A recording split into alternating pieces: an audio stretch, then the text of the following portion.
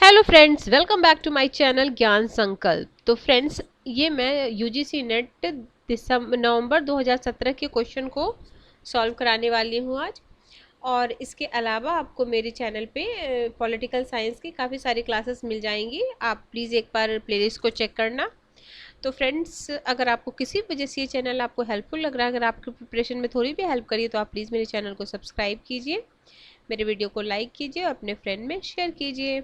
तो आप आज के क्लास का फर्स्ट क्वेश्चन है और अगर आप किसी भी स्टेट का टीजीटी पीजीटी या असिस्टेंट प्रोफेसर का दे रहे हो, तो उसके लिए ये क्वेश्चन आपके लिए काफ़ी हेल्प करने वाला है। तो आप एक बार 1000 क्वेश्चन सीरीज भी मेरे चैनल पे है। मैंने 1000 क्वेश्चन ले रखा है, वो भी आप देखना, आपके लिए काफ़ी बेनिफिशियल रहने वाला है। तो फ्रेंड्स, आज का हम क्लास स्टार्ट करते हैं। ये देखो, पहला क्वेश्चन है, यह किसका कथन है? कौटिल्य का अर्थशास्त्र उग्र मैकियावेलीवाद का उदाहरण है, इसकी तुलना मैकियावेली का प्रिंस हानिकारक है। तो ये बोले थे वेबर, बोले थे वेबर, मैक्स वेबर। ठीक है, मैक्स वेबर ने ये बोला था। क्या बोला था? कि कौटिल्य का अर्थशास्त्र उग्र मैकियावेलीवाद का उदाहरण है, जिसकी तुलना मैकियावेली का प्रिंस हानिकारक है। अगला है, प्लेटो के अनुसार न्याय तो वस्तु एवं सेवाओं का वितरण, भार और प्रसुविधा, दंड और प्रतिशोध, एक व्यक्ति एक कार्य। तो उनके अनुसार एक व्यक्ति एक कार्य एक वर्ग ही न्याय है, प्लेटो के अनुसार। अगला क्वेश्चन है आपका असर्शन रीजन है। ऑक्सफोर्ड का कहना है कि हॉब्स अंग्रेजी बोलने वाले लोगों में पैदा होने वाला सबसे महान राजनीतिक चिंतक है। कारण बता रहा है, कोई अन्य चिंतक इसके दार्शनिक आधार तथा विचार की स्पष्टता की बराबरी नहीं। तो ये दोनों सही है और सही व्याख्या भी कर रहा है। तो option A is the right answer. Next question है, हीगल की द्वंद्वात्मक विधि। तो हीगल की द्वंद्वात्मक विधि क्या है? तो ये है अंतर्विरोधों की समस्या का सुलझाना। अंतर्विरोधों की समस्या को सुलझाना ही उनका द्वंद्वात्मक विधि है। Option number D is the right answer. Question fifth, किसने युवा मार्क्स और वृद्ध मार्क्स के बीच अंतर किया? तो ये अल्थ्यूसर ने अंतर किया था। अगला, ग्रामसी के ने फांसीवाद की विशेषता बताई है। तो ग्रामसी ने फांसीवाद की विशेषता निष्क्रिय क्रांति बताई है। ग्रामसी ने फांसीवाद की विशेषता बताई निष्क्रिय क्रांति। ठीक है, अगला है,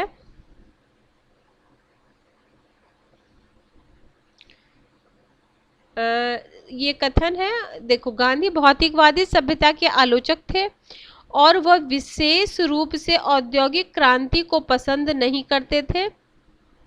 कारण बता रहा है, इसका विश्वास था कि औद्योगिक क्रांति गहरे मूल्यों को नष्ट कर सकती है। तो ये है दोनों सही और सही स्पष्टीकरण है, ऑप्शन ए। अगला है, रॉल और लेनिन बहस किसके इर्द गिर्द केंद्रित है? तो ये औपनिवेश किसके इर्द गिर्द केंद्रित है? तो ये है औपनिवेशिक प्रश्न पर। देखो, द्वंद्वात्मक भौतिकवाद पे, इतिहास मार्क्सवाद सिद्धांत, अधिशेष मूल्य के सिद्धांत नहीं, तो औपनिवेशिक प्रश्न पे। ठीक है, ऑप्शन नंबर डी। अगला है, विमर्शीय लोकतंत्र है। तो विमर्शीय लोकतंत्र क्या है? एक सिद्धांत जो उदारवादी लोकतंत्र के सदृश ढांचे को परिमार्जित करने पर ध्यान केंद्रित करता है। क्या है? जो विमर्शीय लोकतंत्र है वह उदारवादी लोकतंत्र के सदृश ढांचे को परिमार्जित करने पर ध्यान केंद्रित करता है। सी।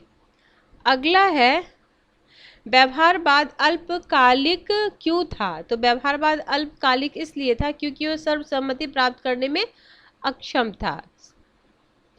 अगला क्वेश्चन है, क्वेश्चन नंबर आपका 11 है, असर्शन रीजन का क्वेश्चन है। वेबर के अनुसार तुलनात्मक राजनीति को सांस्कृतिक के बृहत्तर ढांचे में समझा जा सकता है और उन्होंने यह कार्य मार्क्स के आर्थिक नियतिवाद के सिद्धांत की धज्जियां उड़ाकर कर दी, क्योंकि इस अस्वीकृति के बिना उनका सिद्धांत पूर्णतः अतार्किक है। तो दोनों सही और सही स्पष्टीकरण है। अगला है, संस्थागत उपागम ने राजनीति के परिदृश्य का खाका तैयार करने में मदद मिल सकती है। कारण है क्योंकि उस कार्यकलाप का उद्देश्य व्यक्तिगत स्वतंत्रता एवं सामूहिक समानता के प्रतिस्पर्धी मूल्यों में सामंजस्य स्थापित करता है। तो इसमें भी दोनों है, दोनों स्पष्टीकरण है। अगला क्वेश्चन है, स्टर्न के अनुसार कौन सी सदी वैज्ञानिक विधि का युग है? स्टर्न के अनुसार कौन सी सदी? तो 19वीं सदी उनके हिसाब से वैज्ञानिक विधि का युग है। अगला है, अरस्तु द्वारा किया गया संविधान का वर्गीकरण किस आधार पर आधारित है? तो अरस्तु के अनुसार कौन सा शासन करता है और शासन के कौन लाभान्वित होता है, इस पे आधारित है। कौन शासन करता है और कौन शासन से लाभान्वित होता है, इस पे उन्होंने वर्गीकरण किया था संविधान का। अगला है, निम्नलिखित में से किस देश में अर्ध राष्ट्रपति प्रणाली प्रचलित है? तो देखो, श्रीलंका एवं फ्रांस में, दोनों में, इसमें श्रीलंका और फ्रांस दोनों में अर्धराष्ट्रपति प्रणाली प्रचलित है। इस श्रीलंका में 1978 में नया संविधान लागू होने के बाद अर्धराष्ट्रपति प्रणाली लागू हुई और फ्रांस में वर्ष 1958 के पंचम गणतंत्र के बाद से यह अर्धराष्ट्रपति प्रणाली लागू है।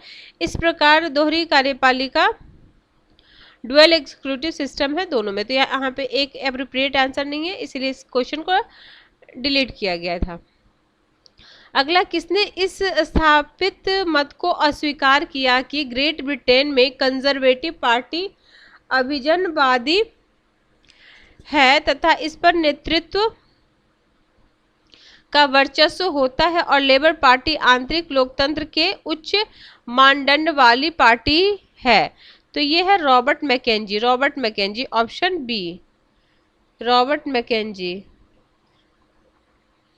Option number B. अगला है,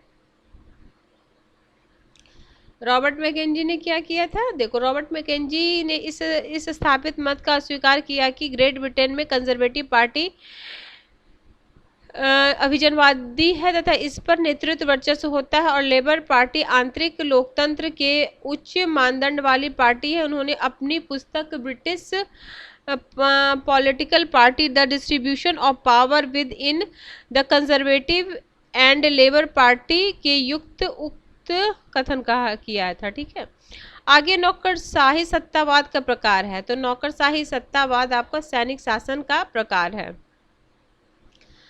अगला है, यह किस सिद्धांत का मत है कि जैसे ही समाज का विकास होगा वह पूंजीपति लोकतंत्र बन जाएगा जिसमें मूल्यों एवं अभिलक्षणों का एक सम्मिलित समुच्चय होगा? तो यह है आधुनिकीकरण सिद्धांत। अगला है, वैधता के वेबर के उपागम के विकल्प के रूप में वैधीकरण संकट विकसित है।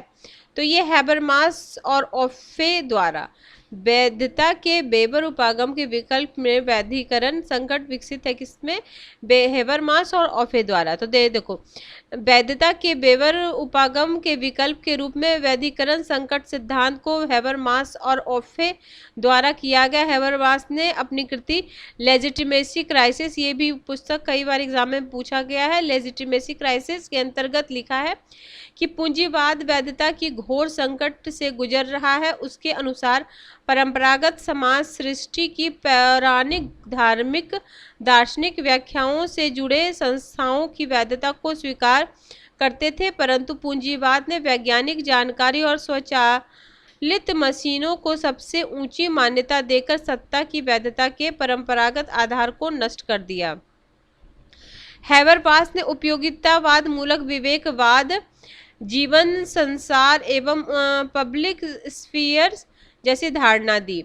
हैबरमास की अन्य बुक है the structure transformation of the public sphere, the theory of conservative action, the philosophy discourses of modernity और बिटवीन फैक्टर्स एंड नर्व्स। ठीक है, हैबरमास की ये सब फेमस बुक्स है। अगला क्वेश्चन है, यह किसने कहा कि क्रांति का अभिप्राय किसी भी एक भूभागीय राजनीतिक सत्ता को चलाने वाली किसी प्रभावी समूह का किसी अन्य समूह द्वारा सशक्त आकस्मिक प्रतिस्थापन है? तो ऐसा क्रेन ब्रिटेन ने बोला था। ठीक है, क्रेन ब्रिटेन क्रांति पे काफ़ी उनकी है, उनकी एक ये देखो, ग्रेट ब्रिटेन ने इनकी जो फेमस बुक है, देखो ये वाली, द एनाटॉमी ऑफ रेवोल्यूशन, ये भी एग्जामों में पूछा गया। द एनाटॉमी ऑफ रेवोल्यूशन कब, 1938 में, ठीक है। क्रांति को परिभाषा उन्होंने इंग्लैंड के, और देखो क्रांति की उक्त परिभाषा दी है उन्होंने इंग्लैंड, अमेरिका, फ्रांस तथा रूस की क्रांतियों की तुलनात्मक अध्ययन किया। अब हो सकता है ये भी क्वेश्चन पूछ जाए कि ग्रेट ब्रिटेन ने किन देशों के क्रांति की तुलनात्मक अध्ययन किया, तो इंग्लैंड, अमेरिका, फ्रांस और रूस का किया था। अगला है हन्ना आरेंट ने अपनी पुस्तक ऑन रिवोल्यूशन, इनकी बुक भी पूछा गया है। हन्ना आरेंट की बुक का नाम क्या है, ऑन रिवोल्यूशन, और ये 1963। देखो आजकल एक क्वेश्चन ऐसा भी ट्रेंड है कि 3-4 बुक्स के नाम दे देंगे अलग अलग थिंक करके, उसको भी कालक्रमानुसार सजाने दे दिया जाता है, तो उसमें आपको थिंकर्स को ध्यान रखना पड़ेगा। देखो ग्रेट ब्रिटेन पहले, हन्ना आरेंट से, उनकी 1938 की बुक है। अगर मान लीजिए क्रांति से संबंधित बुक आ जाए तो इनकी बुक दे देगा, तो ग्रेट ब्रिटेन की पहली हो जाएगी, हन्ना आरेंट की बाद में है जाएगी। फिर है सी जॉनसन ने अपनी बुक रिवोल्यूशन चेंज 1966 के अंतर क्रांति को समाज के आर्थिक, राजनीतिक और सांस्कृतिक क्षेत्र में भारी और चिरस्थायी असंतुलन का परिणाम माना। अगला है क्या है, ये जो है इसको कालक्रमानुसार में सजाना है। पूना पैक्ट, तीसरा गोलमेज सम्मेलन, Swaraj party, communal award, Nehru report. तो देखो स्वराज पार्टी 1923 में है, ये हमें पता है, और 1928 में है नेहरू रिपोर्ट। तो हमें ये सब में सबसे पहले हमें स्वराज पार्टी को आगे करना पड़ेगा, उसके बाद नेहरू रिपोर्ट। देखो ये सब पूना पैक्ट, तीसरा गोलमेज सम्मेलन, कम्युनल अवार्ड तो सबसे बाद में होता है, 32 में हुआ था, तो वो नहीं, तीसरा सबसे बाद में हुआ था ना, उससे पहले कम्युनल अवार्ड हुआ था, ठीक है। तो ये सब एक ही समय का हुआ है, ठीक है, 31-32 में हुआ है। तो हम ये दोनों को भी जानते होंगे, तो हमारा आंसर सही हो जाता। ऑप्शन 1923, 1928, ये 32 होगा ना, 1932, हाँ 32 था। पूना पैक्ट भी 32 है और ये भी 32 है, तो इसमें थोड़ा सा अगर आपको कंफ्यूजन हो कि कौन सा पहले है, तो ये दोनों भी अगर आपको आता होता तो ये क्वेश्चन आपका सही हो जाता। तो अब ये जान लो, कम्युनल अवार्ड पहले हुआ था, फिर पूना पैक्ट हुआ, उसके बाद फिर तीसरा गोलमेज सम्मेलन हुआ। आगे है, निम्नलिखित किस दल और समूह को कैबिनेट मिशन ने मान्यता नहीं दी, तो किस दल समूह को, तो सिख को नहीं दी थी मान्यता, ठीक है। आगे है, निम्नलिखित में से कौन भारतीय संविधान के अनुच्छेद 21 के क्षेत्र में आता है। देखो मेरा फ्रेंड, एक मैं बताती हूँ, 21 में बहुत कुछ इंक्लूड है, अगर आपको कुछ समझ नहीं आया ना तो आप 21 लगा देना, क्योंकि 21 में बहुत कुछ प्राइवेसी का बहुत कुछ उसमें इंक्लूड किया गया है बाद में, तो सारा कुछ है इसमें, अच्छी सड़क, प्रतिष्ठा, पेयजल, और क्या बोलते निजता। एक बार पूछा था यूजीसी नेट में ही 2019 में कि 3-4 ऑप्शन दिया था, तो 2000 मतलब 21 अनुच्छेद में कौन सा इसमें अंतर्निहित है, 21 आर्टिकल 21 में, तो निजता का अधिकार में, ठीक है। 22 हो गया, 21 हो, 23 हो गया। अब हमारा 24 क्वेश्चन, इसमें क्या बोल रहा है, निम्नलिखित में से कौन से मामले भारतीय संविधान के आधारभूत ढांचे की मूल तत्व पर विचार करते हैं, नीचे दिए गए प्रयोगों का सही उत्तर चुनिए। तो इंदिरा गांधी बनाम राजनारायण, केशवानंद भारती बनाम केरल राज्य, एसपी गुप्ता बनाम भारत संघ, मिनर्वा मिल बनाम भारत संघ। इसको मैं एक बार सारे जो एक्सप्लेन भी कर दूंगी उसको, ये क्वेश्चन बहुत इंपॉर्टेंट है, तो ये हो जाएगा। मैं तो सीरियल वाइज ही दिया हुआ, तो सबसे पहले इंदिरा गांधी बनाम राजनारायण, फिर केशवानंद भारती, फिर एसपी गुप्ता बनाम भारत संघ, मिनर्वा मिल बनाम भारत संघ। देखो केशवानंद भारती ये 73 में हुआ था। संविधान के आधार भारतीय सिद्धांत में सर्वोच्च न्यायालय के अपने फैसले में संसद मौलिक अधिकारों को संशोधित या सीमित कर सकता है, किंतु संविधान के अनुच्छेद 360 के अंदर संसद की मूल ढांचे जिसका बेसिस स्ट्रक्चर है उसमें परिवर्तन नहीं कर सकता है। बाद में सर्वोच्च न्यायालय ने मिनर्वा मिल ये 80 में हुआ था, बाद में भी मूल ढांचे के सिद्धांत का अनुमोदन किया गया। आधारभूत ढांचे की विशेषता में क्रमशः संघवाद, पंथ निरपेक्षता, लोकतंत्र, मौलिक अधिकार, न्यायिक समीक्षा, न्यायपालिका की स्वतंत्रता आदि शामिल है। आधारभूत संरचना के सिद्धांत का स्रोत जर्मनी के नए संविधान में है, ठीक है। अगला है, निम्नलिखित भारत में विभागों से संबंधित संसदीय स्थायी समिति के बारे में नियम कब बनाए गए थे, तो ये 1989 में। देखो 1989 में भारत में विभागों के से संबंधित अस्थायी समितियों के बारे में नियम बनाए गए थे। उल्लेखनीय है कि 8वीं लोकसभा की नियम समिति ने 3 विषयों पर सीमित बनाने के सुझाव दिए, जो क्रमशः कृषि, पर्यावरण एवं वन तथा विज्ञान और प्रौद्योगिकी थे। बाद में वर्ष 1993 में इन 3 समितियों के अतिरिक्त औपचारिक रूप से कुल 17 अन्य समितियों का गठन किया गया। वर्ष 2004 में एक संशोधन के जरिए संसद ने विभागीय स्थायी समिति की संख्या बढ़ाकर 24 कर दी। ठीक है, कब से? 2004 में। प्रत्येक अस्थायी समिति 31 से अधिक सदस्य नहीं हो सकते। अस्थायी समिति द्वारा प्रस्तुत की गई रिपोर्ट की प्रकृति सिफारिश होती है। ठीक है, आगे है, निम्नलिखित में से किस राज्य की विधानसभा में एक सीट धर्म के आधार पर आरक्षित है? तो ये ऐसा सिक्किम में है। ठीक है, आगे 27 क्वेश्चन है, आपको मैच करना है। रोलिंग प्लान 20 सूत्री कार्यक्रम, संविधान की पुनरीक्षण हेतु राष्ट्रीय आयोग, राष्ट्रीय ग्रामीण रोजगार गारंटी। तो देखो इसमें सबसे पहले आपका ये रोलिंग प्लान जनता पार्टी सरकार में हुई थी ना, इसका ऑप्शन नंबर ए होगा। अच्छा, कौन सा सही नहीं है? ठीक है, तो ये राष्ट्रीय मोर्चा नहीं होगा, बाकी सब सही है। एक बार मैं सबको बता, देखो रोलिंग प्लान जो है राष्ट्रीय मोर्चा सरकार के समय नहीं हुई थी, यह प्लान जनता पार्टी के समय हुई थी, द्वारा पंचवर्षीय योजना के विचार को निरस्त करते हुए शुरू किया गया था। इसकी अवधि 78 से लेकर 80 के दौरान थी। बाद में कांग्रेस ने इस योजना को निरस्त कर दिया। रोलिंग प्लान के तहत कुल 3 योजनाएं शुरू की गई। प्रथम वर्तमान के लिए वार्षिक बजट, द्वितीय निश्चित वर्ष, 3 से 4 या 5 वर्ष के लिए योजना, तीसरा था लंबी अवधि जैसे 5, 10 और 20 के लिए परिप्रेक्ष्य योजना या दीर्घकालीन योजनाएं। देखो अब इसमें ये जान लो कि ये सुमेलित नहीं है, बाकी 20 सूत्री कार्यक्रम किसका? कांग्रेस सरकार का है। संविधान के पुनर्निरीक्षण हेतु राष्ट्रीय आयोग NDA 1 की है, और राष्ट्रीय ग्रामीण रोजगार UPA 1 की है। ठीक है, आगे है, निम्नलिखित में से कौन केंद्र राज्य संबंध से सरकारी आयोग का सदस्य नहीं था? तो देखो सरकारिया तो थे, फिर V शिवरमन भी थे, और डॉक्टर SR सेन भी थे। ये नहीं थे GV रामकृष्णन। तो एक बार मैं इसको देखो पढ़ देती हूँ। GV रामकृष्णन केंद्र राज्य संबंध में गठित सरकारी समिति के सदस्य नहीं थे। भारत सरकार ने बदलते हुए सामाजिक आर्थिक परिदृश्य में केंद्र तथा राज्यों के बीच मौजूद व्यवस्था की कार्यप्रणाली की समीक्षा की दृष्टि से न्यायमूर्ति RS सरकारिया की अध्यक्षता एवं V सिमरन एवं डॉक्टर सदस्यता की, और सरकारिया आयोग ने जनवरी 1988 में अपनी 1600 पृष्ठभूमि की रिपोर्ट प्रस्तुत की, जिसमें 19 अध्याय में 247 सिफारिश से सरकारिया आयोग की सिफारिश के अनुसार भारतीय संविधान के अनुच्छेद 263 के तहत एक अंतर्राज्यीय परिषद की स्थापना की जानी चाहिए। किस समय में भारत ने चुनाव आयोग के 3 सदस्य वाला निकाय बनाया? तो ये 1993 में था, ऑप्शन सी। निम्नलिखित किसान आंदोलन को उनके सही कालक्रमानुसार सजाइए। तो देखो इसमें सबसे पहले आप कर दोगे चंपारण। चंपारण के बाद बारदौली 28 में, ये 1917 में हुआ था, ये 28 में हुआ था बारदौली।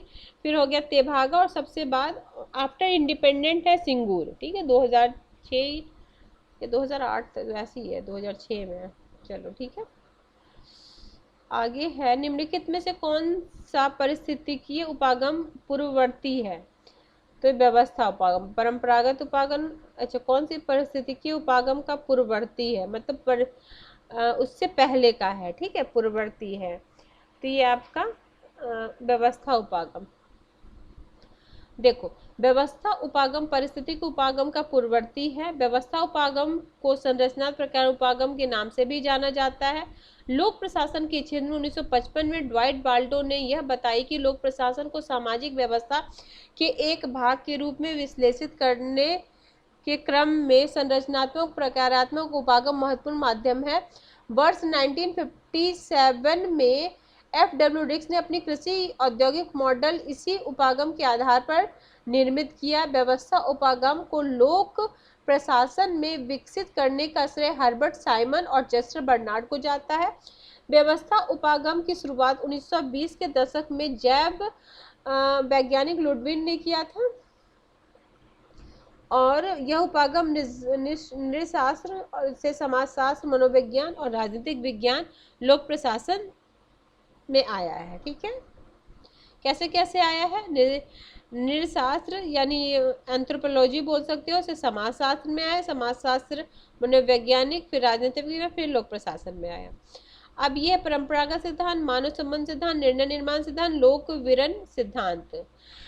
तो ये तो काफी आसान सवाल है। अगर आपको एक दो भी आता होगा, देखो मानव संबंध तो सबको आता होगा, L10 में हो, तो हम ए में लगा देंगे फर्स्ट, नहीं सॉरी बी में फर्स्ट, बी का फर्स्ट एक से ही आंसर आ जाएगा। और परंपरागत हेनरी फेयोल हो जाएंगे, फिर आपका निर्णय निर्माण हो जाएंगे हर्बर्ट साइमन, लोक विवरण ये हो जाएंगे बी ऑस्ट्रॉम, ठीक, option number D is the right answer.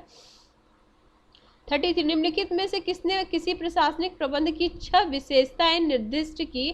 शारीरिक, मानसिक, नैतिक, सामान्य शिक्षा, विशिष्ट ज्ञान और अनुभव। तो ये किए थे हेनरी फेयोल ने 6 किया था ना, शारीरिक, मानसिक, नैतिक, सामान्य शिक्षा, विशिष्ट ज्ञान और अनुभव। हेनरी फेयोल के अनुसार किसी प्रशासक प्रबंध की 6 विशेषताएं होती है जो क्रमशः शारीरिक, मानसिक, नैतिक, सामान्य शिक्षा, विशिष्ट ज्ञान और अनुभव आदि है। फेयोल के अनुसार प्रबंध एक अर्जित प्रतिभा और प्रबंधकीय गुण एवं कौशल समुचित शिक्षा और प्रशिक्षण से प्राप्त किए जा सकते हैं। ठीक है, निम्नलिखित में से कौन सहायक एजेंसी का उदाहरण है? सहायक एजेंसी, ठीक है, एक होता है लाइन एजेंसी, एक होता है क्या बोलते हैं, स्टाफ एजेंसी। ठीक है, तो ये इसमें देखो ये सब हो गया लाइन एजेंसी, जैसे ये शिक्षा विभाग, गृह विभाग और प्रधानमंत्री पीएमओ, और लोक निर्माण विभाग ये हो गया आपका सहायक एजेंसी, स्टाफ एजेंसी। एक लाइन एजेंसी होती है, एक स्टाफ एजेंसी। नौकरशाही का निम्नलिखित में से कौन सा प्रकार दलगत हितों के प्रति पूर्वाग्रह दर्शाता है? तो ये है संरक्षण नौकरशाही, ऑप्शन नंबर बी, संरक्षण नौकरशाही। ठीक है, अगला है 36 है आपका 36 क्वेश्चन। देखो, निम्नलिखित में से किन्हें सूचना का अधिकार अधिनियम में शामिल नहीं किया गया? ठीक है, तो इसमें आपको सीबीआई को नहीं किया गया है, रिसर्च एंड एनालिसिस विंग को नहीं किया गया है, और ये नहीं किया गया, केंद्रीय रिजर्व पुलिस सीआरपीएफ को नहीं किया गया, प्रधानमंत्री कार्यालय को किया गया। देखो, सूचना के अधिकार अधिनियम 2005 के तहत केंद्रीय अन्वेषण यानी CBI, research and analysis wing raw जो बोलते हैं RAW रॉ, और केंद्रीय रिजर्व पुलिस को शामिल नहीं किया गया है। इन्हें राजस्व सूचना निदेश और प्रवर्तन निदेशालय, सीमा सुरक्षा बल, भारत तिब्बत सीमा पुलिस, केंद्रीय औद्योगिक सुरक्षा बल, राष्ट्रीय सुरक्षा गार्ड, असम राइफल आदि भी शामिल नहीं है इसमें। ठीक है, और सूचना का अधिकार 2005 की धारा 24(4) के अनुसार राज्य सरकार भी अपने विशेष जांच शाखाओं को इस अधिनियम से बाहर रख सकता है। भ्रष्टाचार एवं मानवीय अधिकार के हनन से संबंधित सूचना उस वर्णित संगठन के संदर्भ में दी जा सकती है। अगला है 37 में क्या निम्नलिखित में से किस आयोग समिति ने यह सिफारिश की है कि वित्त वर्ष 1 जनवरी से 31 दिसंबर तक होगा। तो ये किए थे एल के झा समिति, एल के झा समिति। तो एल के झा समिति का हुआ था 1984 में। यह सिफारिश की कि वित्त वर्ष का 1 जनवरी से 31 दिसंबर तक हो। इस समिति का गठन भारत सरकार द्वारा मई 1984 में किया गया था। समिति ने अपनी रिपोर्ट अप्रैल 85 में प्रस्तुत की। एल के झा भारतीय रिजर्व बैंक के 8वें गवर्नर थे। उनका कार्यकाल 1 जुलाई 1967 से कब तक था, 70 तक था। वित्तीय वर्ष में परिवर्तन, ठीक है, आगे हो गया। अगला 38 क्वेश्चन, निम्नलिखित में से किस प्रकार के प्रशिक्षण द्वारा लोक सेवा हेतु भावी भर्ती किए जाने को तैयार किया जाता है? अनौपचारिक प्रशिक्षण, औपचारिक प्रशिक्षण, प्रवेश पूर्व प्रशिक्षण और प्रवेश पश्चात प्रशिक्षण। तो प्रवेश पूर्व प्रशिक्षण। देखो इसमें आपको समझ में आएगा प्रवेश पूर्व। देखो जब वो एग्जाम दे के क्वालिफाई होते, लेकिन जब वो उन्हें पोस्टिंग मिलती उससे पहले उन्हें ट्रेनिंग दिया जाता है। तो प्रवेश से पूर्व ही, जब वो कार्य में जब कार्य स्टार्ट करते उससे पूर्व ही उन्हें प्रशिक्षण दिया जाता है। ठीक है। अगला है, निम्नलिखित में से कौन सा कथन केंद्रीय सतर्कता आयोग के बारे में सही है? इसकी स्थापना संथानम की सिफारिश पर की गई थी। यह एक सांविधिक निकाय है। यह अनेक सदस्यों वाला एक आयोग है। यह केंद्रीय अन्वेषण ब्यूरो यानी सीबीआई के कार्यों का पर्यवेक्षण करता है। तो इसमें कौन सा सही है पूछ रहा है, तो इसका आंसर हो जाएगा सारा कुछ सही है। ठीक है।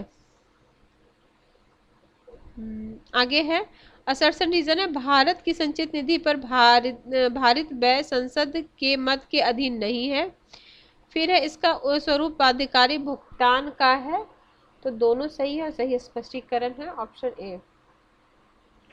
अगला है 41, निम्नलिखित में से कौन सा समुच्चय जिसका उपयोग खेल सिद्धांत में निर्णय करने के बीच रणनीति संवाद का विश्लेषण करने हेतु किया जाता है?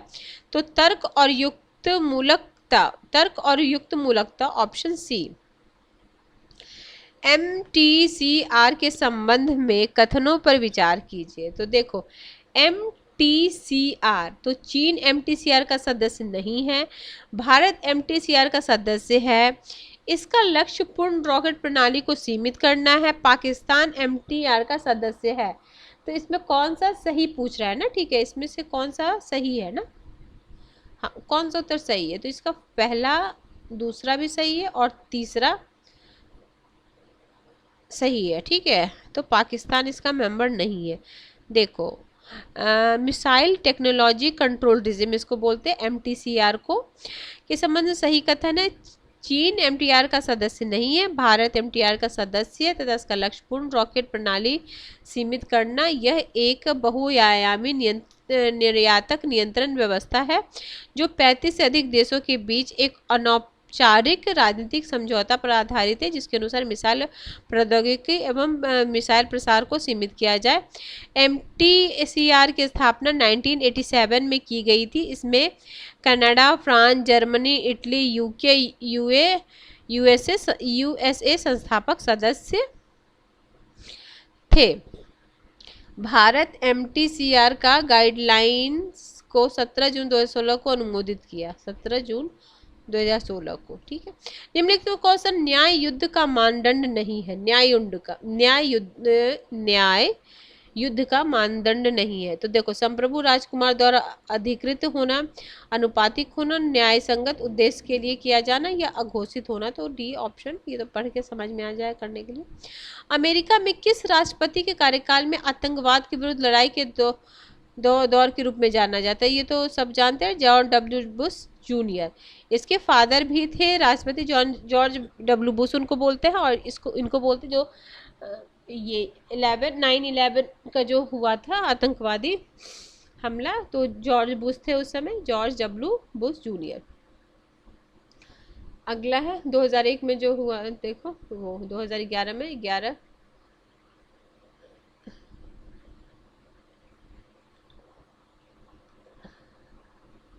2001 होगा ना, 2001 आतंकवाद के विरुद्ध युद्ध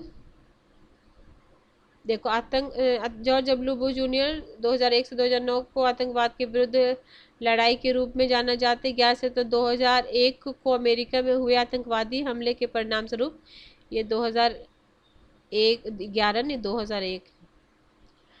ठीक है, अगला है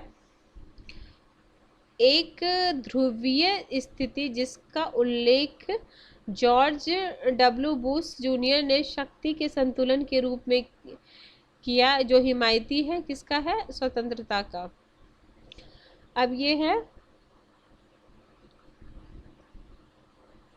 अब ये आपको मैच करना है, बुक है और ये थिंकर है, जिसका आंसर सी है। देखो एंड्रयू लिंकलेट का है आपका ये second, the transformation of political community.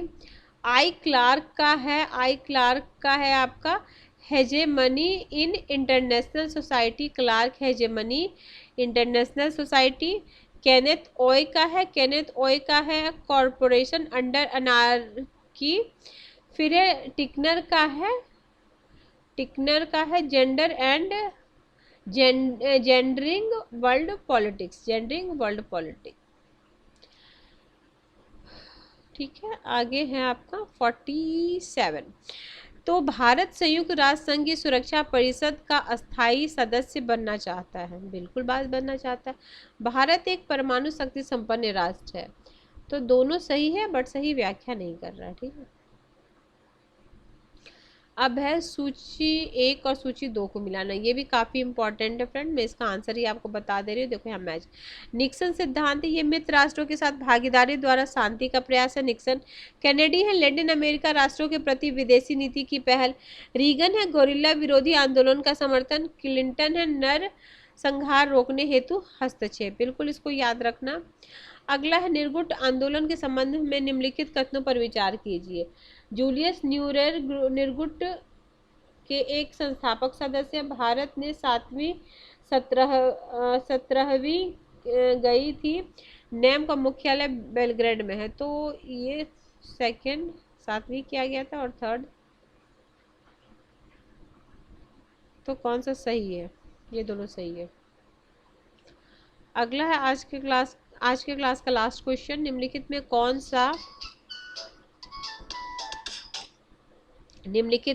सा R2P संरक्षण का दायित्व के 3 स्तंभ हैं।